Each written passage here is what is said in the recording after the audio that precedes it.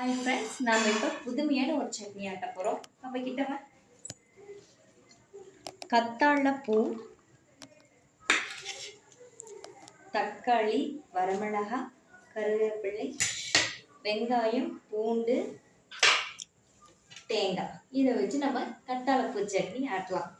Okay friends, வணக்கம் போது காட்டுறேன்.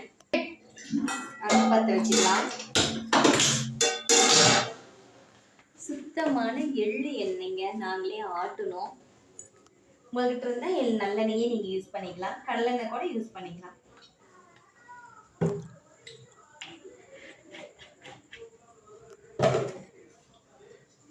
சின்ன வெங்காயம் கொஞ்சம் போட்டுக்கலாம். கிட்ட கொண்டு போங்கப்பா.